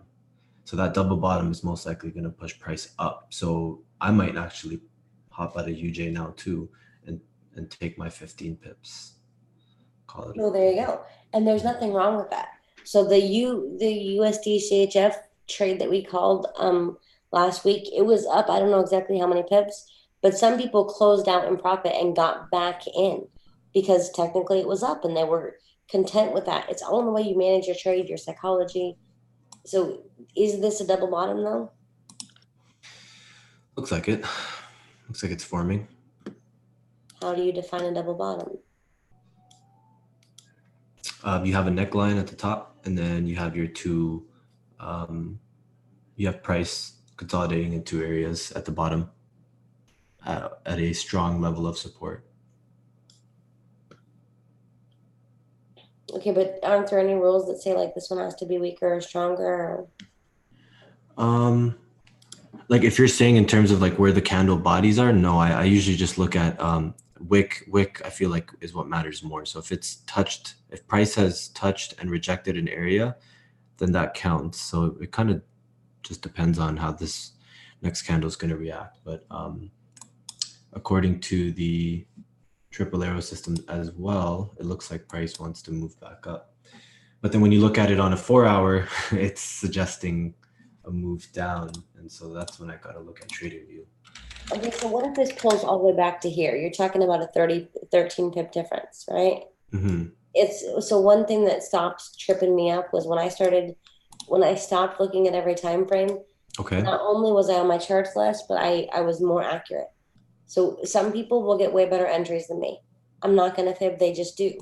But maybe their psyche is more able, maybe they're, I don't know what it is, but either way, if I want to take a trade based off of the 4 hour, I don't necessarily need to check every other time frame, because I'm going to trust that my analysis on the 4 hour lines up with enough of my rules, and I can count 1, 2, 3, 4, 5, well, 6, 7, 8, 9, 10, 11, 12, 13, 14. Oh, broke the trend line is 15, engulfing candle is 17. Like I've got 17 pieces of evidence say that I'm buying. So even if I have to face this pullback, whoopsie, sorry. Even if I have to face this pullback, I'm okay with that. I'm not freaking out. Some people are having a heart attack right here. Like they're ready to die. They're blowing up people's phones. They're like, what should I do? But if I took this trade because I had faith in the trade, I'm going to hold it until it either breaks my low and makes a lower low, or until it continues in my direction. Those are my rules, period. So you would recommend just kicking it in this trade and staying? You better trusting my higher time frame analysis, because like my higher time frame analysis says keep selling UJ. My lower time frame analysis tells me there's going to be a double bottom, most likely a retest at 109 on UJ, where it's tried to break through before, but it couldn't. 28, right? Mm-hmm. It's just that high point where price is right now. You'll see that it has tried to break through twice. It failed, rejected to the downside, but it still hasn't broken the lower, I guess you can say, range or zone. It's still sort of consolidating within this area, and with this double bottom forming. Actual 109. Hold on, let me move. Yeah, just about there. Exactly where your cursor is. Just underneath. It's fine. I was just 109 is the closest price point. That's why I said 109. Oh, gotcha. That's pretty far. Hold on. Yeah, so more like the exact value, let's say around 108.86.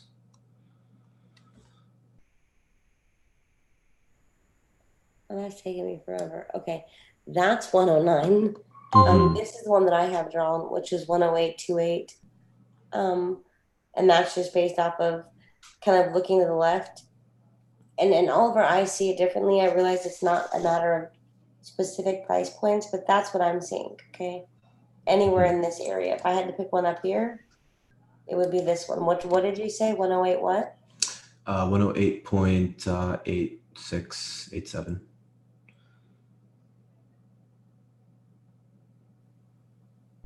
But why? Because that's basically the top of that the range. You'll see like price has tested that area twice and was unable to break through. I can show you on TradingView. It's going to be a little bit easier to see. It's That- way worse, yeah. That's also your high too. That's the Okay, so this is your average daily high. I mean, I yeah. can understand if you said there, but this isn't any more significant than this. But again, we all see the chart a little differently, and it's not wrong. Mm-hmm. Let's see. Huh. So, did you have this problem a lot in your other group as well? Like when your other like trading method, like where you check the lower time frames and then you check the higher time frames? Oh yeah, all the time. Like that's one of the biggest things is like I'll see a movement somewhere on another time frame and it's like conflicting my analysis that I had made initially. And there's been times where I have just let my initial analysis be and it hasn't gone in my favor. There's been times where it has. It's been really mix and match in the past. Well, here's the thing though, if you don't, so if you create a set of rules, your job is to take it every time you see those rules. That means you say 1, 2, 3, 4, 9, 10, 11. I will take this trade. I will take it if I'm mad. I will take it if I'm happy. I will take it if I'm starving. I will take it if it's Tuesday. Like I will take this rule every day, no matter what. Even if you took 7 losses in a row, but you see your rules line up, your job is to take it. And if you don't take it every single time, then you literally have 0 bit of evidence at the end of 30 days. At the end of a month, you reset your clock, as you said best. You said that well. You essentially have no evidence of anything now. Every time you skip a single trade, because, well, you didn't feel like it, or because, you know, so-and-so said, or so-and-so posted some pullback of, you know, they bought USD, odd USD, and da-da-da-da-da. You have to take your trade no matter what, or you're never going to know if it works. You know that.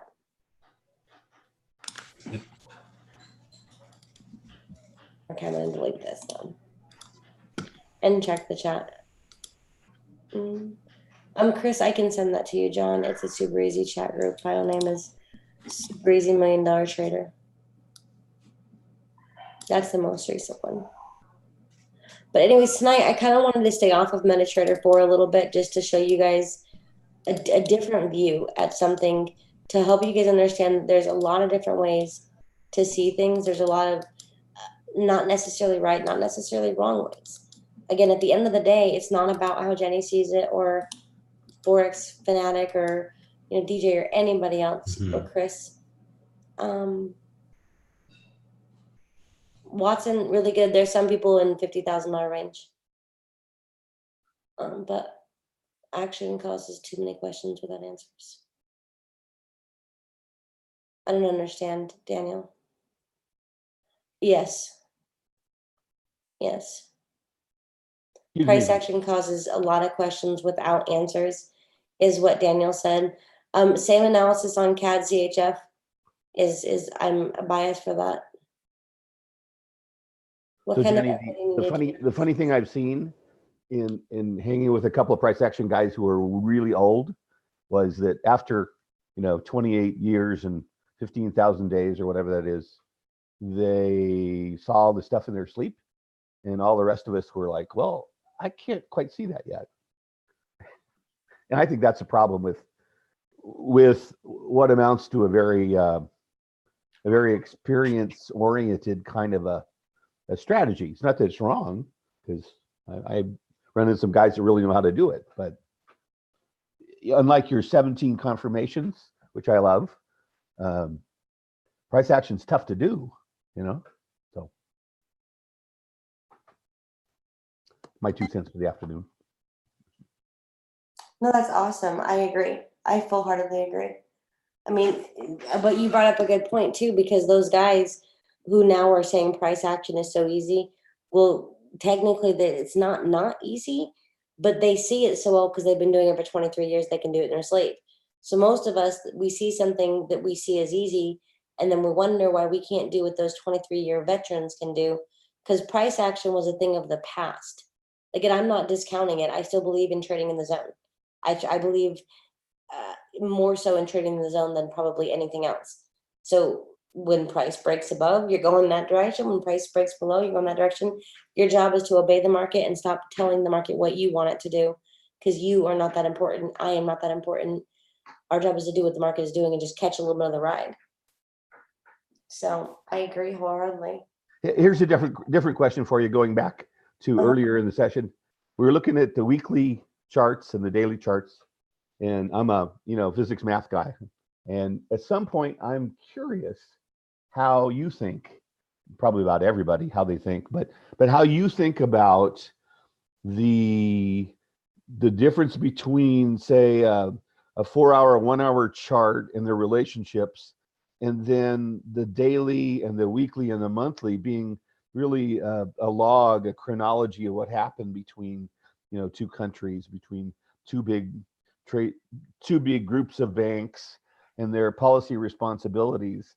I don't yet understand what, how a weekly chart, a big W, or any of the other things impact a 30-minute move that's driven by a bunch of 29-year-old guys at some bank in London to achieve that day's price target. I'm not clear on the relationship, between that long-term country-to-country thing and a lot of what we look at on a regular basis. Anyway, you were talking about that earlier, and I was just thinking about, that's one of my favorite semi-philosophical musings about Forex. Well, yeah, we can philosophically discuss that all day. And I'm down. We'll grab some coffee or some wine and we'll just chat. So just because this candle is green, what does it have to do with the price of rice in China, right? Really? And that's a little bit, some people call it racist. Trust me, it's not meant to be racist. But this color of the candle really has nothing to do with whether or not Trump, has a toupee. I don't care what analogy we're using, but essentially it doesn't really matter. Well, the point of price action and the double bottom isn't about what the price of rice is in China, or if GBP, is doing something cool, or I didn't even know Canada had an election. So that was my fail. If you guys want the truth.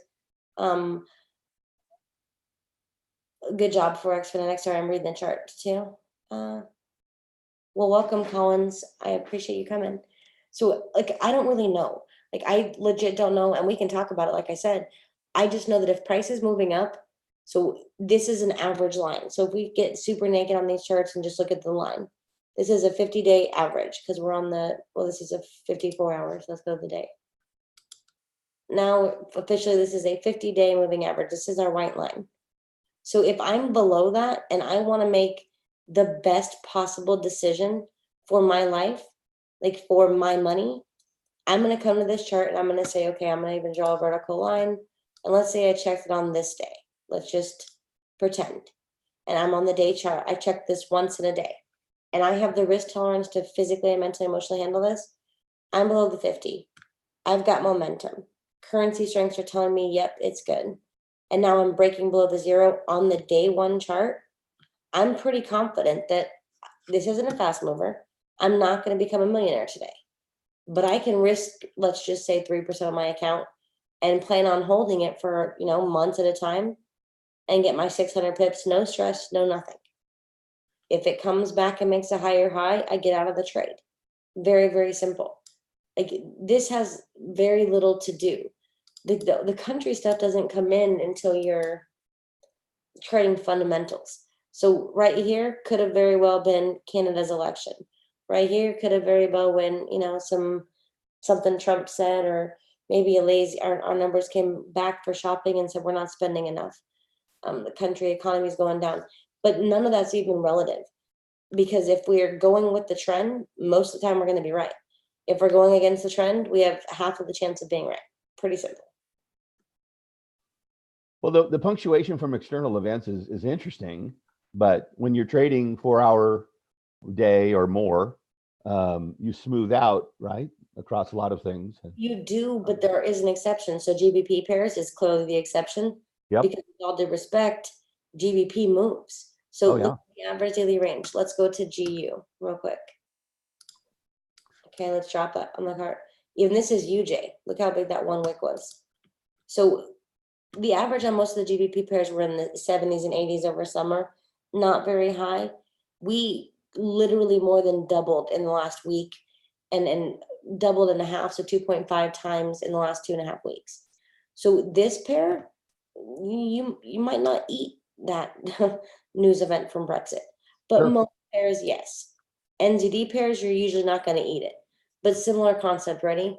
And again, a very, very successful trader I know only trades the day chart, checks once a day. Something very, very comparable to VP Morgan, and they trade a couple trades a week, sometimes none, sometimes some.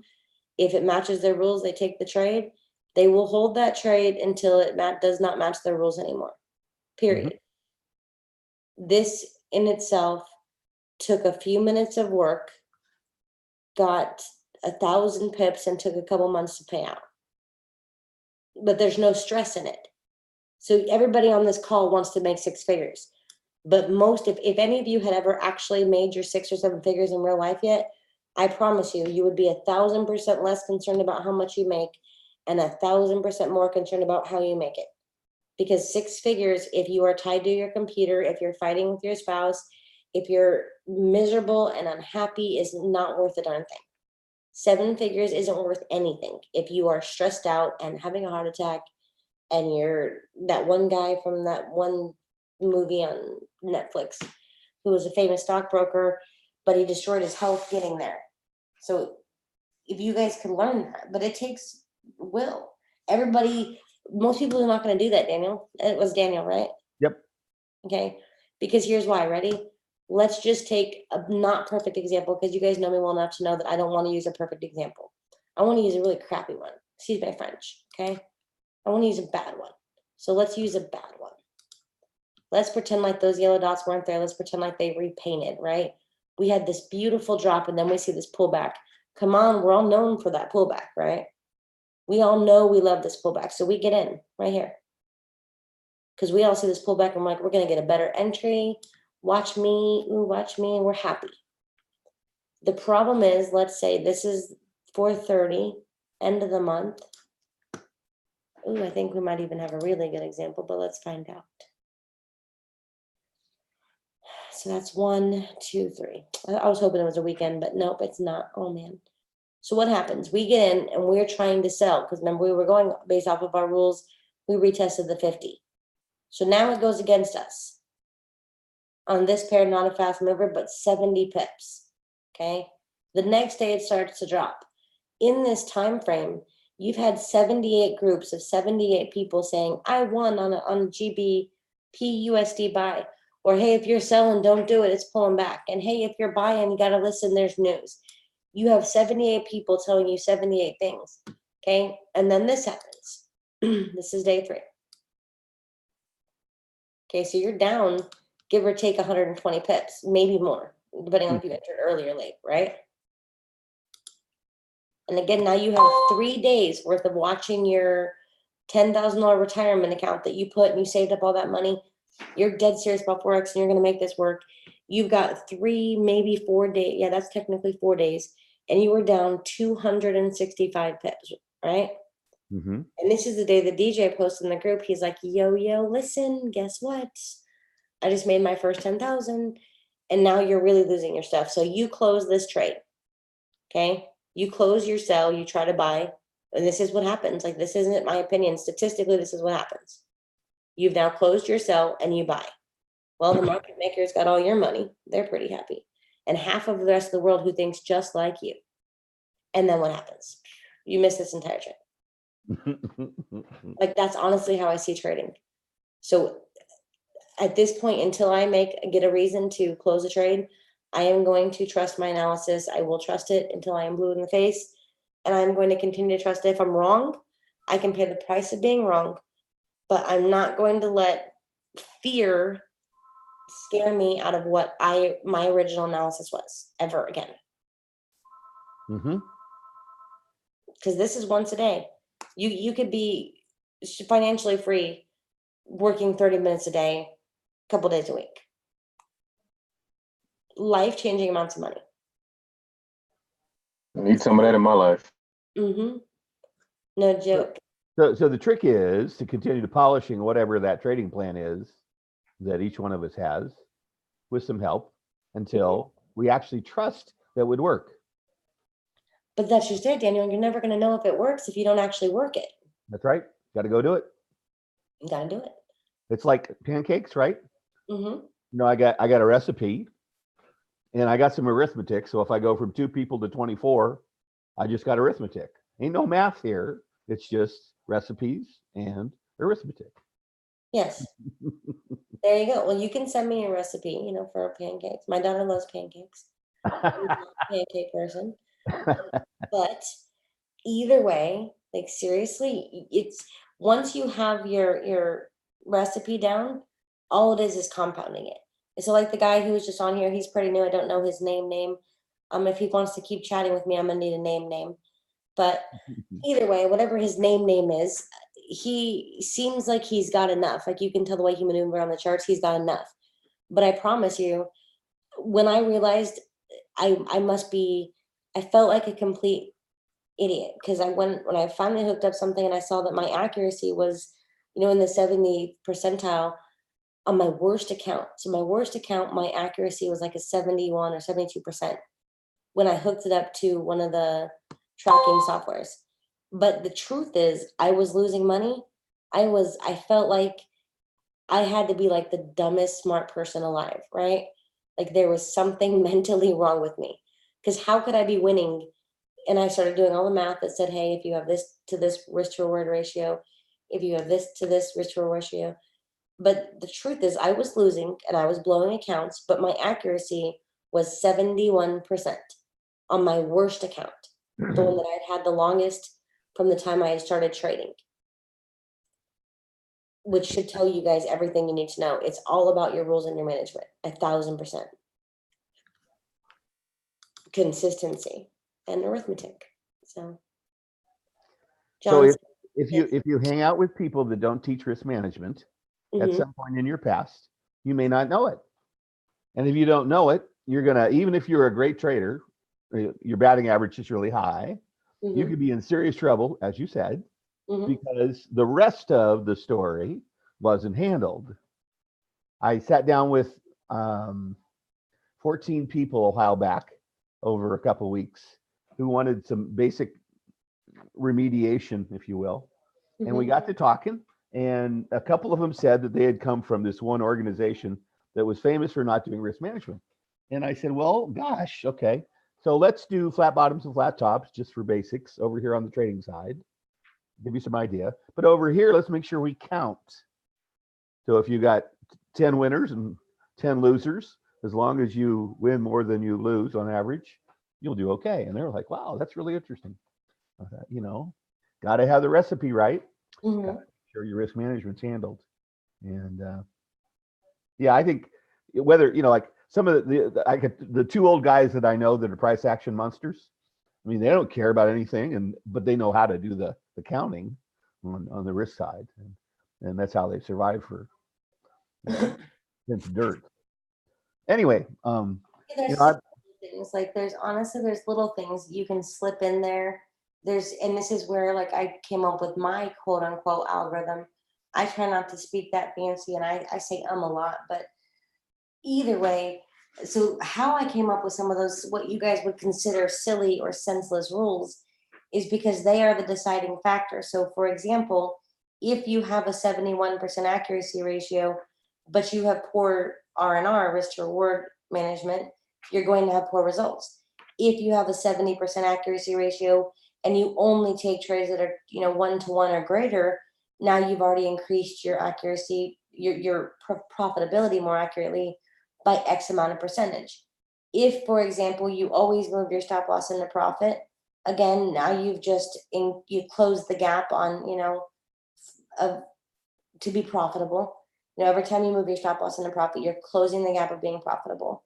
One of the big ones also is being able to let the winners run, which like I said, I'm pretty honest about being 50-50 on that. If people could manage their management, it'd be worth letting it run. But since people are always like super hungry for another trade, I just say close it, take your straight easy 50 or 100 pips and walk away, live to trade another day, or at least put a trailing stop on it once you get that high. But there's like 10 tricks that will, they're not even tricks, they're not even mine, but they're going to be what close the gap between, okay, so I know how to trade, I know how to follow rules, I'm 70% accurate. Now, how do I get 70 million in my bank account? Okay. So the gap that's in between that, they're the simplest. They seem the most insignificant. They seem like this annoying girl. Okay. Like the high pitched voice or the high pitched laugh, like whatever. This girl is going to drive me nuts. But I promise you, those couple of things are going to be the difference between the 70% accuracy and the 70 million in your account. That's what's going to happen, period. It's just those rules. Well, Jenny, thank you very much. I enjoyed the chat. Thank you for stepping up. I super appreciate you and Forex Fanatic and Alice, Alyssa, Justin. Thank you for always stepping up. John, yes. Are there any other questions? I wanted to just do something a little different tonight, come from a different angle, be able to answer questions for what we knew were a lot of the super new people, because some people don't even know like anything, which is fine. That's where we all started. Lord knows that's where I started. It was nothing. Welcome, Collins. I super appreciate you. Sorry, this is kind of a little bit of a different class, but we had a long day this morning and then Brexit, so I was looking for something a little bit laid back and not a lot of prep time, honestly. Jenny, is this normally the format of your call or your class? So on Tuesday night, I try to just click through some pairs, something like this. Yeah, I don't know if you know, but I don't trade a whole bunch of Asian trades. For my swing trading, I find a couple in the week. I let them run and I walk away. For the signals, I'm looking for simple 50 to 100 pip trades. And yeah, like I want to be able to share each other's screens. I want to be able to collaborate. I want to be able to. Yeah, that was a lot of fun. Listen to music. If people, or more accurately, if YouTube wasn't such a pain in the butt, I would put on some music. But YouTube is, they own everything. So, they're listening, right? And that's the only way I know how to save you guys my videos is on YouTube. I don't like the free conference call service. Plus, I already paid for Zoom, so I'm gonna use Zoom. Sorry, guys, being honest. And I like Zoom. It's fun. So just come and hang out. Let's analyze some charts. Let's learn together. Let's just have that environment where we grow, and it has to be user friendly to the newbies because it's not their fault. They're not in trouble for not knowing what an EMA is or how to draw a vertical line without it being in right. That's okay. It's just meant to be here to have a good time and talk. So, yes, sir. All right. Does that answer your question? Okay. What's your name, Mr. Forex Fanatic? Hey there. Sorry? What's your name, Mr. Forex Fanatic? You can call me Eric. Okay, Eric. Yeah. Because we go by first names because we try to be a little personal. No, that's cool. That's fine. Okay. So we'll call you Eric. In the group, I go by Impossible. So. Okay. Fair enough. Okay, well, that's Eric, guys. Welcome to the family. Welcome, Collins. Thank you. We're super honored to have you guys. Is there any other questions, comments, or whatever? Tomorrow, I'm going to look for more trades. Personally, I play it safe because I don't give the markets my money when I don't have to. So That's just how I roll. I think we'll see what happens with some of the GBP. Most of us got some pips, but I'm just not willing to swing them right now because they're indecisive. So, Hey, Jenny, I have one last question. This is William. hey, William, how are you? Good, good. Tonight's session has been super informative, so thank you. I'm glad you liked it. It was fun. Yeah, so I want to go back to the USD Swiss franc, and I'm kind of banking based on my analysis that there's going to be a pullback. So right now, I'm kind of bleeding at the moment with it rising. Okay, do you want to share your screen? Do you want to show me what you see? You can pull it up on your screen. We can walk through it. This is more of like a risk management question. I'm trying to institute using the stop loss. I've gotten burned a couple of times with not putting a stop loss on it. Just kind of trying to digest the pullback.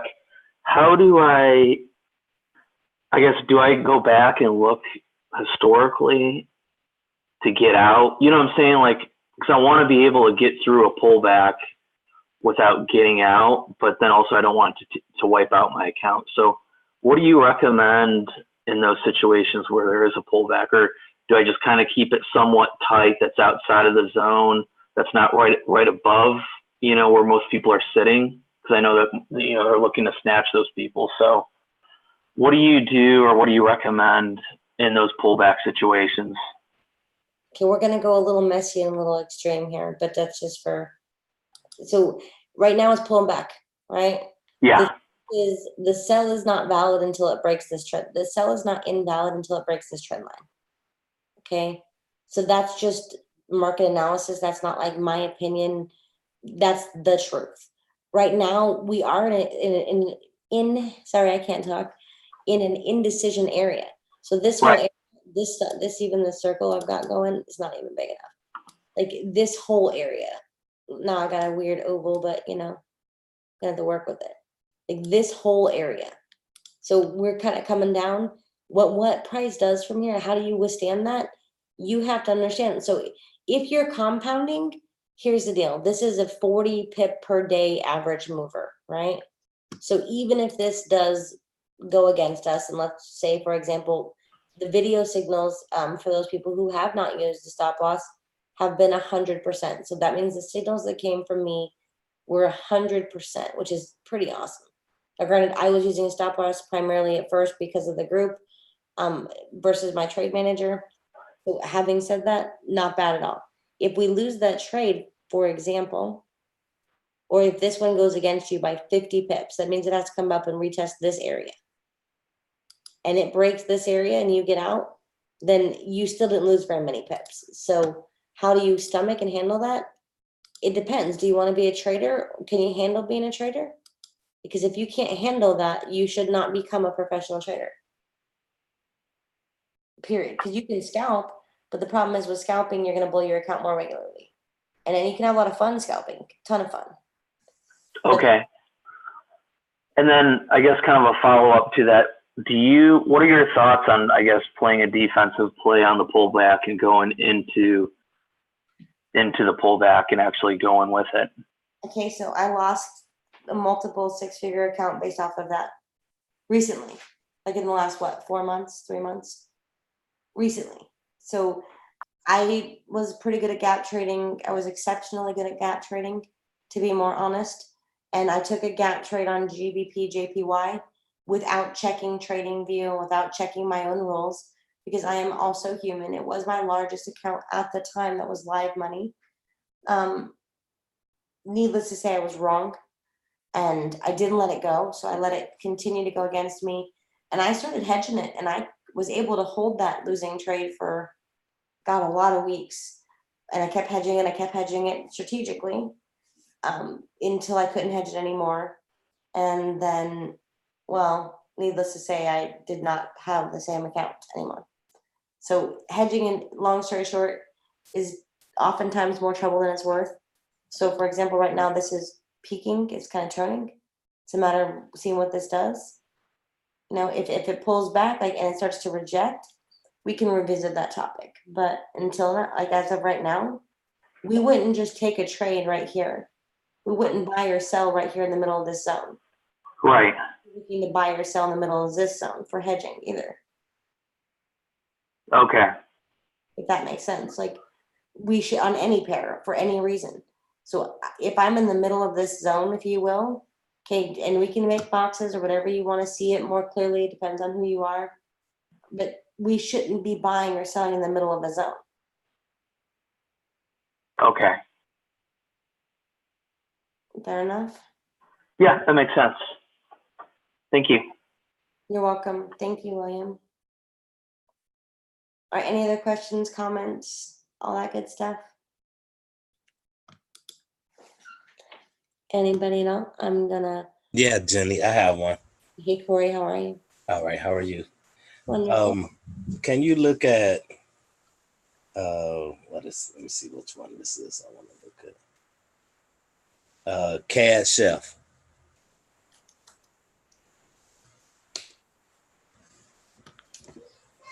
Okay, is it making a higher high yet? Not really. It's close to it, but not really. Well, there you go. I mean,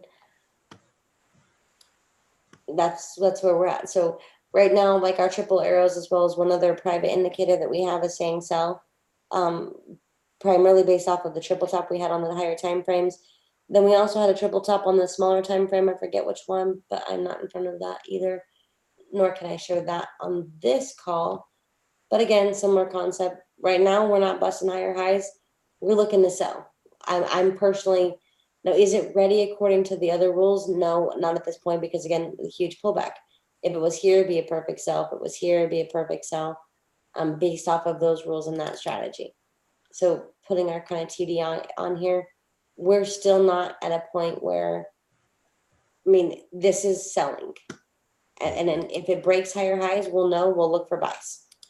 Okay. If it makes higher highs than this zone, okay, we'll look for buys. But for right now, we're not looking for a buy. Okay. That's what I'm doing. I'm holding on a sell. I just have to hold. Okay, so that's where price is at currently. Price is right here on this kind of zone area. We're in between those two areas. We can expect it to consolidate or break out. That's all we're waiting for it to do. Okay. Does that make sense? Yep. That helps me. Justin, Allen, Dorian. It plays with your mind sometimes. It's a lot, but if I could teach you guys anything, it's to stop. Like I don't know how to say that in a loving, gentle, sweet manner, because it's to stop trading, it's to stop asking, it's to stop checking your charts, to stop checking your MetaTrader 4. You gotta trust the system. I mean, you can put a stop loss in or not. You can put your take profits or your trade managers in or not. This morning we went over a really good trade manager in the private group this morning, which the links were dropped for that in the Telegram channel. And that's a good one. Like that one's pretty awesome. It's one of the best ones. It's got a lot of strength. So set up your trade manager or set up your trailing stop and your stop loss and your take profit and get a life. Like seriously, go out of your house, go see the ocean, go to my Facebook. I got all kinds of pictures of the ocean since moving here. There's so many oceans. I love it. So much water and trees. But anyway, like, go do something. Go take your wife out. Go with your kids. Like, if you're going to chart, go to TradingView. Get off of MetaTrader 4. Go to TradingView, chart it up, kind of see what you see, and then clear your head. Do something other than chart. Okay. Does that make sense? Yep, that makes sense. So that what we was talking about this morning, that was a trade manager, right? That's a trade. That's actually more than a trade manager. That is a bot. Yeah. That stacks, and it stacks for you. It hides for you. It protects for you. I'm gonna have to look that up. I'm gonna have to see about that. Hey, Jenny, it's DJ again. Hey, how's it going? You know, I got some questions about that. Yes. Only one I have to ask you in public is, does that work on AAFX? Yeah, it does.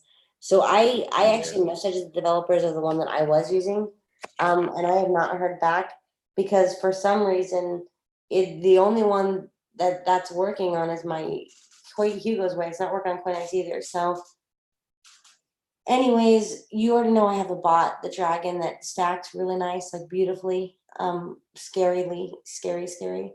However, this particular one, I did the Vernus's link to it. It works pretty good. It's a one-time fee, but it's pretty good. I'll send it to you, the link.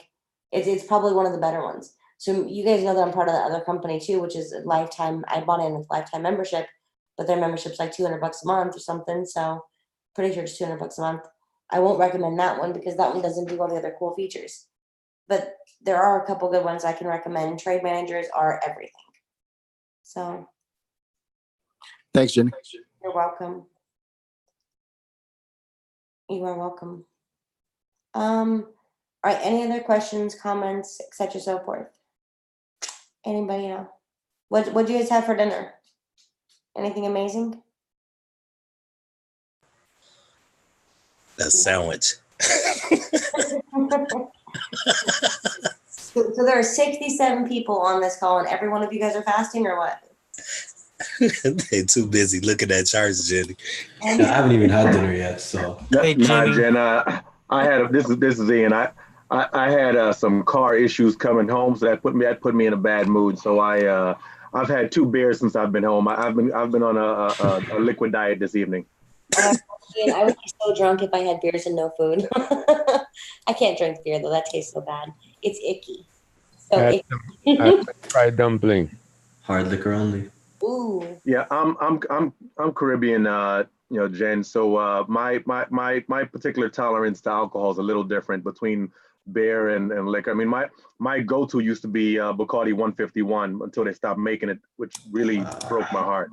That's insane. I told you I had my first drink last year, other than wine. Like I hadn't drinking much most of my entire life. I don't know, I had wine a few times and drank a few times when I was 21, but other than that, that's it. So that's crazy.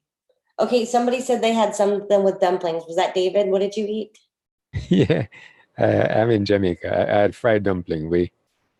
That's kind of like a thing we have here all the time, you know. Oh, that sounds amazing. Stir fry for Barbara. That sounds good. Okay, barbecue pulled chicken sandwiches. DJ. Now I'm gonna be hungry. Hold on. Tuna fish sandwiches from Subway, Jenny. Okay, good. You guys should all eat dinner, seriously. But if I could eat some wings, fish and chips, and not so much. Stir fry is healthy though. I'll take that. I'll take that all day long. Did you get a chance to eat your crab? Oh, I was gonna go for seafood. I know, but listen. Do you hear the pout in my voice? First off, okay. Girls here. And they went swimming in the pool all back. They had a ton of fun. They have done nothing but eat nonstop. So for dinner, we went to this place called Tijuana's Tacos, I think is what it's called. We're just trying new places, and it was okay. It was I had a taco salad. Don't get me wrong, they had some awesome hot sauces, which were yummy. But the pictures on Yelp were way, way better than the food in the place. So needless to say, I had a taco salad that was kind of but with really good hot sauce. So I guess it's a win. I'll take it as a win. Something. But seriously, nice. I'm going to seafood before this girl goes home because my kids do not love seafood and this girl does. So I will go spend $100 on the big yummy, what is that? The broil thing? Yeah, the crab boil. Oh my gosh, so good. Yes, it's like heaven. I could eat that for days. So bad. But my kids don't like it. So just me. I can't eat that by myself. They got to grow into it. Oh, something. They're entitled, let me tell you. What kind of kid would not be like, yes? I would have been like, yes, if I was their age. And mom said we were having shrimp for dinner. Yeah, my kids, they love it. They love it. Mm-hmm. That's where I originate from Florida. My father was there, so that's where all of his people at. So I go down there every year. Daytona Beach, Ormond Beach, Cocoa Beach, South Beach. We all over Tampa. That's way south. Tampa hot. Yeah. Hot. Too hot. But they do make some pretty good crab down there. But I found another place that's over on the East Coast that makes some pretty good crab too.